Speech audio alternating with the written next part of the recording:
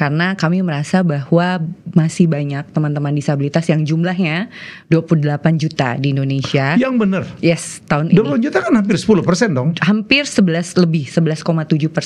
Kalau di pekerjaan apa yang harus didesain untuk para penyandang disabel? Di Setara Berdaya kita bantu Kementerian BUMN itu merekrut teman-teman disabilitas. Gapnya itu cukup tinggi. Akhirnya teman-teman disabilitas itu hanya bisa mengisi pekerjaan-pekerjaan penunjang kebanyakan.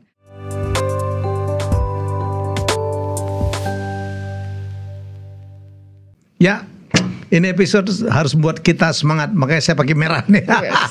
Tamu saya semangatnya luar biasa. Jadi kalau kamu masih punya persoalan ya segitu aja, nggak ada masalah. Jadi Niki Clara ya seorang difabel disabel sih? Penyandang disabilitas. Penyandang disabilitas. Keren banget prestasinya. Baru-baru ini menang apa, Nik?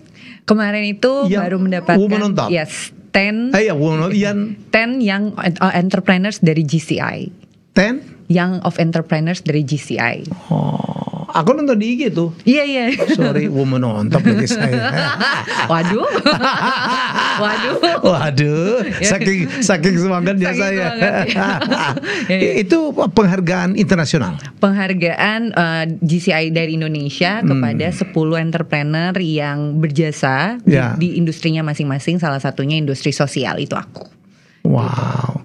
Aku kemarin kan lewat di FYP ku ya. Waduh. Aku bilang sama istriku, wah hebat juga nih orang. Saya pertama bilang sebelumnya, di mana hebatnya nih orang? Saya nggak kenal gitu. Ternyata begitu kamu penyandang disabel, wow itu baru hebat. Dan yang kamu lakukan adalah memberikan semangat kepada penyandang disabel yang lain, gitu ya, Nik. Ayo ceritakan tentang dirimu. Kok aku yang ngulitin malah sekarang? Jadi aku dan 2 founder yang lain, ada Fani dan juga Pratiwi Hamdana. Kami 3 perempuan yang Fani juga penyandang disabilitas yang membentuk satu ekosistem pemberdayaan ekonomi namanya Setara Berdaya Group, Mas. Karena kami merasa bahwa masih banyak teman-teman disabilitas yang jumlahnya 28 juta di Indonesia. Yang benar. Yes, tahun ini. 20 juta kan hampir 10% dong. Hampir 11,7%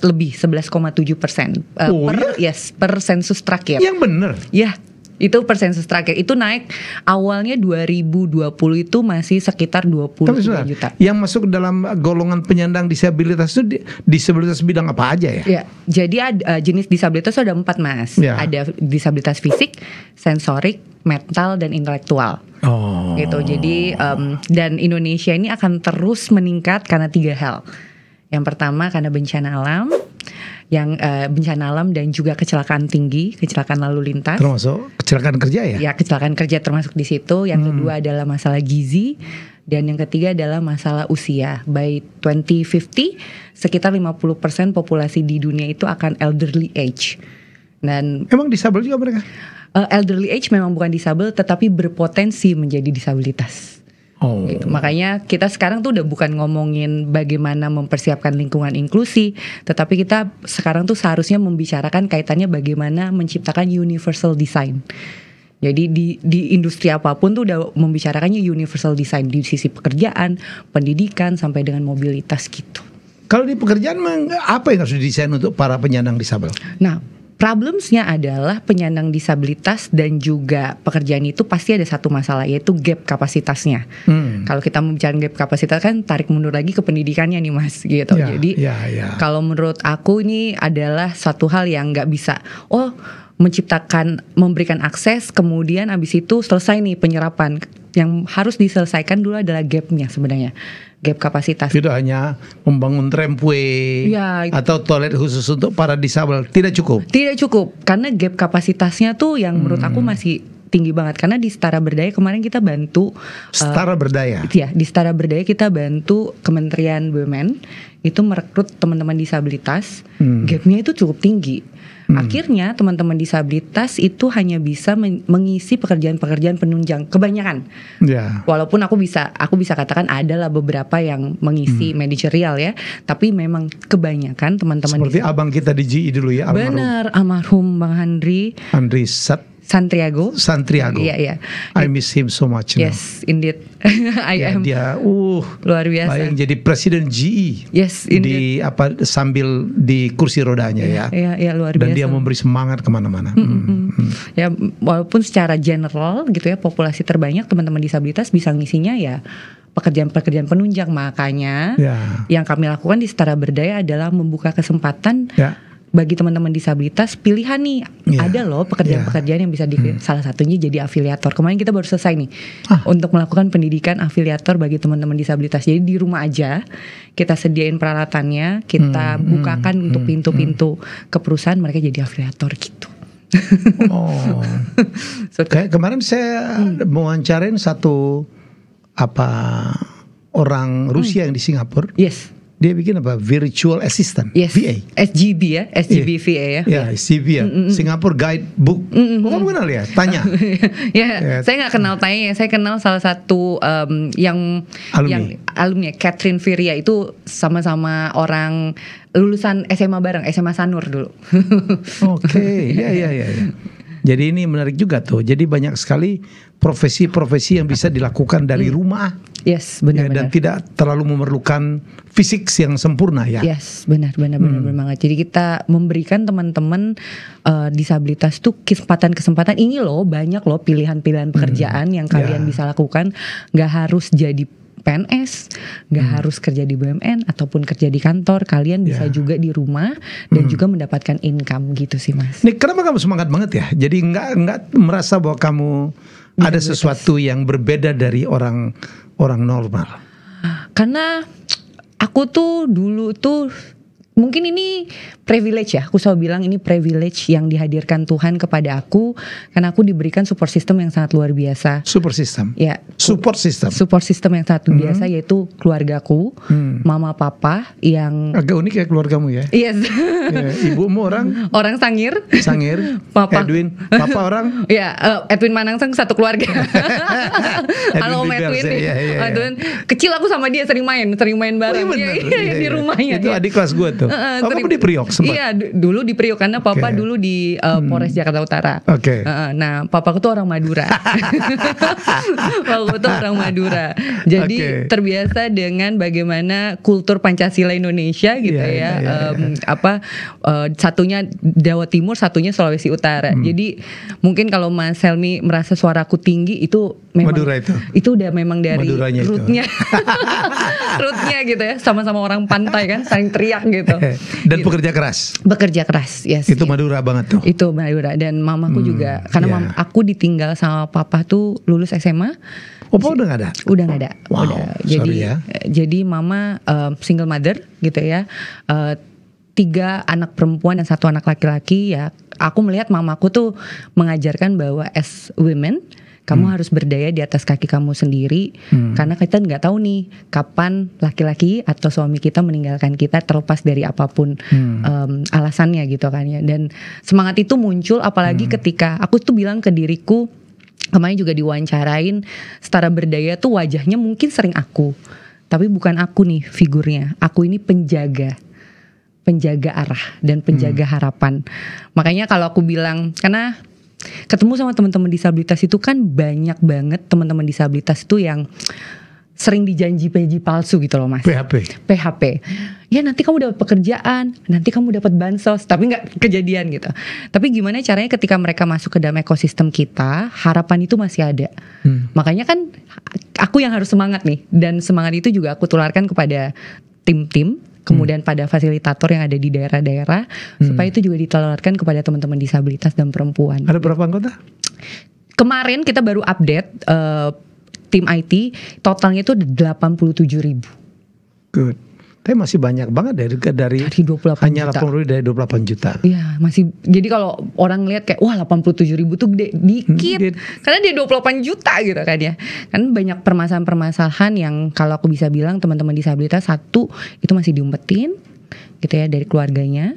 Gitu. Termasuk mereka mengumpetkan dirinya sendiri juga ya? Bisa juga. Menyembunyikan diri sendiri karena nggak mau ngakuin. Mau ngakuin jadi disabilitas.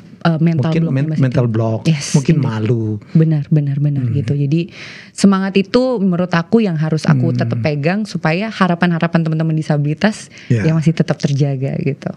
Keren kamu senyumnya, semangat. Aku tadi agak gimana gitu waktu ibumu, kamu sebagai perempuan harus mampu berdiri di kaki sendiri gitu. Padahal kakinya cuma 1,5. saya mikir sih tapi gak sanggup. Dark jokes ya makanya dark jokes. That's a dark joke. Pinggir jurang gitu. Jawab dong. Dark joke itu kita biasa teman-teman disabilitas dark joke sedikit-dikit gitu ya. Karena kita udah sangat menerima disabilitas kita kan. Karena aku percaya bahwa pasti ada alasan kenapa aku menjadi disabilitas gitu kan. Jadi ya kenapa harus meratapi menjadi disabilitas. Pasti ada rencana Tuhan ya. Indeed. Yes, aku setuju itu. Apa yang membuat Niki kemudian seperti ini gitu ya? Bukan saja nerima tapi enggak saya istimewa juga ya gitu. What makes you like that? Menurut aku itu adalah tadi sih satu support system, kemudian orang-orang yang dihadirkan ke dalam hidup aku, dan juga ucapan terima kasih setiap aku ketemu sama teman-teman disabilitas dengan program-program yang aku berikan, dengan hasil yang aku lihat gitu ya. Karena menurut aku ucapan terima kasih dari mereka, berarti we are on the right track gitu. Jadi kalau ditanya kayak susah gak sih untuk menjalankan hampir 9 tahun ya, 9 tahun setara berdaya, aku bilang susah-susah gampang, tapi dengan satu kata yaitu terima kasih Mbak Niki, thank you ya Mbak Niki dan tim, thank you ya. It's more than everything. It's more than everything. Jadi why I need to really desperate to whatever that I do. Udah terjadi. Udah terjadi ya inilah mereka yang menjadi semangat-semangat kita untuk terus menjalankan hal ini. Sudah berapa tahun begini? 9 tahun. 9 tahun berada di dunia ini, tapi aku jadi disabilitas sejak dari lahir. Oke.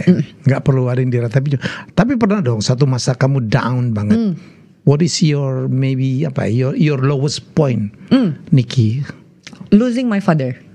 I can say itu lebih kepada itu, bukan ke fisiknya. Bukan ke fisiknya. Karena bully itu kan kita makanan sehari-hari ya Mas. Jadi penyandang disabilitas, bullying itu makanan sehari-hari. Jadi kalau dibilang Niki si kaki boneka, kemudian Niki si kaki besi dan lain sebagainya, menurut aku udah biasa. Karena dulu itu dibully, nangis pulang ke rumah, didiemin sama papa mama dulu. Didiemin. Nggak ditanggepin. Tapi sampai sekitar 15 menit diketok, and then what next? Karena besok kamu masih ada kan hari besok, dan kamu harus hadapin orang-orang itu. Jadi aku setiap aku dibully ya biasa aja. Tapi pada saat aku kehilangan papaku, all of my dreams is disappear.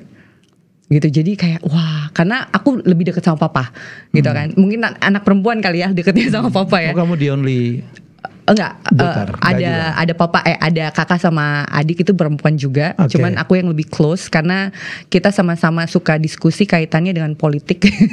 Dan papa kan polisi ya, jadi kayak kita diskusi baca buku dan lain sebagainya gitu. Jadi PR yang dikasih papa tuh buku-buku dan lain sebagainya, Pramudiana Ataturk dan lain sebagainya. Oh iya. Terus KGB gitu. Lu PR papaku. Gua aja gak baca buku seperti itu. Ya Allah, KGB dan lain sebagainya, istri-istri Soekarno. Jadi papaku tuh suruh baca bukunya, memang agak berat memang ya.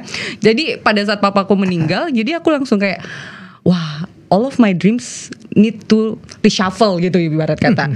Apa ya yang harus aku lakukan? Jadi aku harus pindah kuliah juga, pindah jurusan dan lain sebagainya. Jadi itu adalah lowest point aku untuk kayak apa yang mau aku lakukan dalam hidup ini. Tapi thanks God, I still have my mothers who really show me that woman needs to be empowered, dan itu juga dia didik ke anak-anaknya gitu. Ini semangatnya yang kamu tularkan ke Yes. teman-teman yang lainnya. Yes, gitu Mas. Apa yang membuat kemudian bangkit dari the lowest point, Niki? Yang membuat bangkit dari the lowest point adalah mimpi. It always start with a dream. Aku tuh dulu mimpi aku tuh jadi diplomat. Jadi aku tuh punya satu role model namanya Ibu Endang, aku lupa namanya, Endang Suweno. Dia itu menteri sosial zamannya Pak Harto yang pakai tangan palsu. Dan itu jadi aku ngelihat beliau itu tuh waktu SD terus Intan Sueno kali. Ibu Endang ada Endang Menteri Sosial, dia pakai tangan palsu. Kemudian oh iya ya, aku pingin bekerja di diplomatika gitu ya. Makanya kenapa jurusan pertama yang aku pilih adalah hubungan internasional gitu. Dan flow aku untuk kayak skill-skill yang aku pilih itu adalah bagaimana caranya aku bisa berdiplomasi dengan orang-orang, belajar berbagai bahasa. Kemudian papa juga nyuruhnya tuh baca KGB dan lain sebagainya gitu. Tapi that moment ketika papa hilang, aku harus mengganti seluruh dream aku. Aku masuk psikologi di Universitas Tarumanegara, dan psikologi juga ini self healing kan ya, berobat sambil kuliah gitu. Berobat sambil kuliah, dan di situ aku bilang kayak, wah aku harus punya mimpi baru. Dan mimpi baru itu ya aku ketemu adalah, oh gue pingin kerja di perusahaan multinasional. Tapi the dream is really changing ketika aku memulai resign dari multinational company dan berada di industri, atau bukan di industri, di ekosistem pemberdayaan ekonomi bagi teman disabilitas. Jadi mimpi tuh kayak aku tuh kayak oli sih mas, yang membuat kita bangun, memberikan semangat setiap hari. Jadi kalau ditanya apa mimpi kamu and you said I don't have, you need to question again. Karena kamu kayak nggak punya oli untuk melanjutkan kehidupan kan gitu. Ya. Kita harus punya purpose of life. The purpose of life to live with purpose. Yes, indeed. Nyesel banget orang yang ya nggak punya tujuan hidup, dikasih segini ya oke lah, untung lah gitu, and you'll go nowhere. Yes, indeed. Jadi Setara Berdaya apa yang dilakukan di Setara Berdaya? Jadi Niki? Di Setara Berdaya kita sebutnya ekosistem pemberdayaan ekonomi. Jadi kami itu meningkatkan kapasitas teman-teman disabilitas sampai dengan membantu teman-teman disabilitas mendapatkan pekerjaan dan juga membangun UMKM teman-teman disabilitas. Membantu kapasitas termasuk apa? Upskilling. Jadi kita upskilling di bidang vokasional, profesional. Apa aja itu? Vokasional tuh misalnya mereka jadi car washer, mereka jadi barista, kemudian mereka jadi massage, mereka menjadi contact center, data entry dan lain sebagainya, itu kita bantu. Kemudian kita bantu dalam arti apa? Disediakan pendidikan. Iya, pendidikan. Jadi kita juga punya yayasan yang memberikan pendidikan secara free kepada teman-teman disabilitas. Boleh tahu dapatnya dananya dari mana ya? Kita dapat dana dari dua, yaitu pertama dari grants dari embassy dana dari luar negeri, dan yang kedua adalah dari CSR perusahaan. Gitu. Jadi kita bantu, itu free all for teman-teman disabilitas. Nah, kita juga punya social enterprise-nya. Social enterprise-nya ini yang satu itu adalah membantu teman-teman disabilitas. Contohnya mereka udah punya pendidikan barista gitu ya. Kita bantu buatkan stall kopi. Tapi all the business kita provide, tapi mereka tinggal menjalankan. Marketingnya kita bantu dan lain sebagainya. Itu yang pertama. Yang kedua kita bantu. Duitnya di mana? Ada revenue sharing, profit sharing? Mereka mitra jatuhnya. Ya. Jadi company-mu social enterprise masih dapat. Iya. It should be the profit center. Yes, it should Kalau be nggak profit selesai. center. Terus kita juga bantu perusahaan-perusahaan yang mau hire teman-teman disabilitas. So we are kinda like talent management office gitu, kayak outsourcing company. Cukup banyak. Sekarang itu total kita ada 200-an teman-teman disabilitas yang tersebar ya di perusahaan-perusahaan terutama swasta. Di call center ya? Yes, di call center, dan juga kayak perusahaan-perusahaan retail mas, yang aku nggak bisa sebut di sini, perusahaan-perusahaan retail yang mereka jadi sales advisor di depan teman-teman tuli itu dari kita juga semua. Kemudian kemarin sama Kementerian BUMN sekitar 100-an lebih itu kita bantu juga untuk penyerapannya. Keren. Jadi ada yayasan yang untuk upskilling, tapi kita juga bantu di digital. Kita punya perusahaan afiliator khusus untuk teman-teman disabilitas dan content creator. Kita juga punya perusahaan untuk teman-teman disabilitas yang mau kerja profesional, teman-teman disabilitas yang mau buat UMKM, sampai nanti kita carikan fundingnya. Karena permasalahan teman-teman disabilitas, nggak cuma teman-teman disabilitas sih, UMKM lah ya, adalah bagaimana upskilling di bagian literasi finance, literasi digital, sampai ke access to funding kan, gitu. Jadi kita ada yang mencapai posisi puncak sampai ekspor itu perempuan, UMKM perempuan. Tapi kalau UMKM disabilitas, ada satu kisah di daerah Manado, itu dia dari yang awalnya hanya penjahit, sekarang itu punya warteg itu di 3 universitas di Manado. Jadi dulunya dia cuma ngejahit doang, dia disabilitas fisik, suami dan istri gitu ya. Sekarang punya karyawan. Suami dan istri? Yes, suami dan istri. Sekarang punya karyawan di kaki.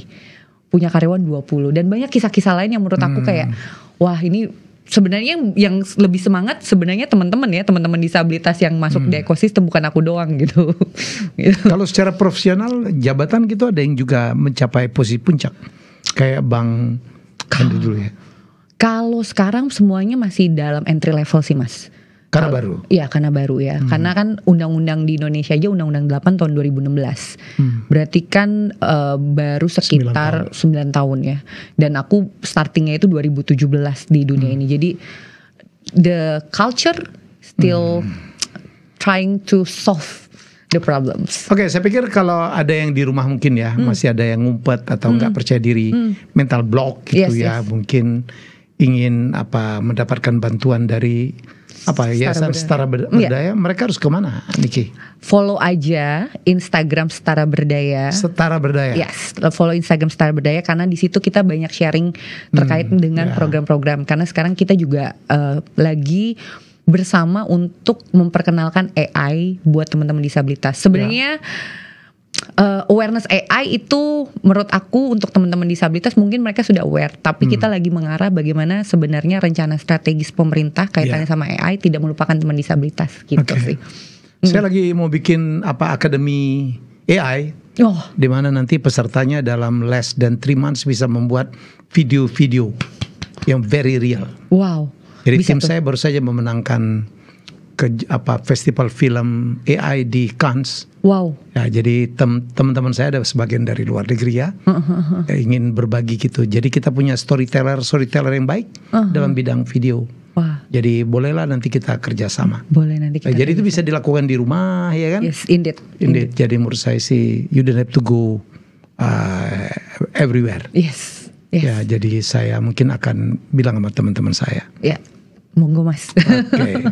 Keren banget, saya suka banget Terima Niki. kasih. Saya kaget aja angkanya lebih dari 10% ya, penyandang disabilitas. Penyandang disabilitas. Pertanyaan terakhir yang basi gitu. Apa bedanya disabel dan difabel? Kadang-kadang kita tuh ya ngeri gitu. Apa salah nih? Ada yang tersinggung itu dengan istilahnya? Apa bedanya disabel dan difabel? Yang benar tuh apa sih?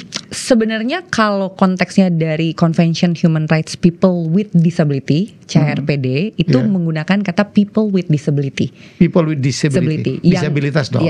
Yang diterjemahkan ke bahasa Indonesia penyandang disabilitas. Nah, kata difabel itu pertama kali itu diperkenalkan oleh satu aktivis di US karena dia adalah disabilitas yang aktif terlibat di olahraga dan juga kayak hiking, nature activity. Dia merasa bahwa why we need to be called disabled, berarti kan tidak bisa. Sebenarnya kita ada loh different ability yang lain. Nah tapi balik lagi sih kalau ditanya sebenarnya baiknya difabel atau disable gitu ya. Kalau secara casual kayak gini ditanya aja pinginnya mau dipanggil difabel atau disable. Tapi kalau aku karena kita membicarakan adalah formal gitu ya, surat menyurat dan lain sebagainya, aku lebih prefer sekarang tuh menggunakan penyandang disabilitas. Disabilitas. Gitu. Saya tuh pernah ditegur, Mas Helmi jangan disabel, difabel. Kadang-kadang kita, salah tuh kan. Karena itu nomenklatur Mas, ada juga yang pinginnya, saya nggak mau dipanggil difabel, saya pinginnya dipanggil teman-teman berkebutuhan khusus, itu ada juga. Ada juga. Itu soft banget. Iya soft banget. Jadi kita nanya butuh lu apa? Butuh lu apa? Karena kayak dulu sama almarhum Bang Henry ya, kayak difabel, differentnya apa nih, kayak bingung juga differentnya. Ya sudahlah, yang penting lo Dian bantu gitu. Jangan kita bertengkar gara-gara urusan yang benar. Pikir itu ya. Jadi walaupun untuk sebagian orang tuh kayaknya penting banget. Penting banget. Kayak nama gitu ya. Kayak nama yang nggak boleh salah gitu. Benar. Ya, jadi senang banget saya Niki. Ya. Thank you Mas Helmi untuk kesempatannya. Menjadi inspirasi. Terima kasih. Jadilah lilin ya. Yang menerangin kegelapan. Ngeri banget itu. Berat banget ya kalau jadi lilin. Jangan mengutuk kegelapan, jadilah lilin yang menerangi kegelapan. Saya pikir itu penting ya. Dari zaman dulu juga kan banyak jenius. Kita lihat Stephen Hawking. Yes, indeed. Helen Keller ya. Helen Keller seorang penyandang disabilitas tuli dan wicara. Jadi menurut saya Kemarin ada juga yang cukup yang jadi siapa tuh yang atlet yang kakinya besi semua tuh? Ini yang atlet sepeda. Sepeda, ada yang juga angkat besi ya, yang besi. Dari Bali ya. Ya kemarin juga ada yang punya masalah dengan istrinya gitu, dianggap membunuh tuh, Afrika Selatan ya. Oh, oke. Terus ada Niki itu siapa tuh? Yang Vicky itu siapa tuh ya? Yang menjadi motivator gitu ya? Yang nggak ada tangan, nggak ada kaki. Oh iya, Nick Ruik siapa itu ya? Saya pikir orang Australia itu apa ya? Iya, orang Australia. Jadi tidak tertutup kemungkinan untuk sukses ya. Aku jadi motivator. Amin. Pesan sponsor udah nikah belum? Belum. Ayo, kontak di sini. Oke. Saya suka semangatnya gitu. Saya hari ini berapa ini gitu. Iya, Mas, tamu saya biasa. gitu. Luar biasa, Tapi Mas. dengan kamu saya semangat banget gitu. Karena saya harus ngimbangin. Iya. Saya malu kalau saya tidak bersemangat depan Niki Clara. Ayo, don't give up. Don't give up. Yes. Jadi kita semua diberikan kelebihan masing-masing ya. Yeah. Begitu juga kita punya kekurangan masing-masing. Yes. How to optimize the kelebihan. Benar. Kalau aku sering ngomong adalah 3P, Mas. Apa? Setiap proses pasti ada progres, tapi jangan protes. Karena setiap proses pasti ada progres. Tapi jangan protes. Karena kenapa kayak gini? Karena aku banyak ketemu sama teman-teman gitu ya, baik teman disabilitas atau non disabilitas terutama. Aku nggak mau ngomongin satu generasi gitu ya. Jadi ngomongin upskilling itu kan nggak seminggu abis tuh kita langsung bisa gitu ya, Mas. Ya misalnya contoh coding atau belajar AI dan lain sebagainya. Itu kan pasti butuh weeks, butuh trial dan error, butuh coba lagi. Nah, masalahnya protesnya di tengah-tengah gitu. Ini kapan selesainya nih? Kayaknya aku selalu bilang, setiap proses pasti ada progres, tapi jangan protes. Kalau gue punya lagi, apa tuh, Mas? Sama, jangan protes, nikmatin aja proses. Oh ini. Setuju lah ya. Nyambung tuh, lu bisa pakai tuh. Karena gue dapetnya dari Soima tuh. Wah, jangan banyak protes, nikmatin aja prosesnya. Nikmatin aja prosesnya. Hasil itu kan dari proses, bukan dari protes. Benar. Thank you, Niki. Thank you, Mas Helmi. Tetaplah menjadi inspirasi ya. Undangannya. Untuk semua kita. Ya, jadi inilah perbincangan saya dengan seorang perempuan yang dahsyat banget ya, semangatnya ya. Orang tuh hidup penting semangat. Untuk apa lu mengaku normal atau apa, tapi kalau semangat nggak ada, you are like a dead wood. Yes. Setuju ya? Yes. Kayak kayu mati aja. Yes. Ya, tetap semangat dan kita jumpa lagi dengan tamu hebat saya selanjutnya. Thank you, Niki. Thank you, Mas Helmi. Thank you.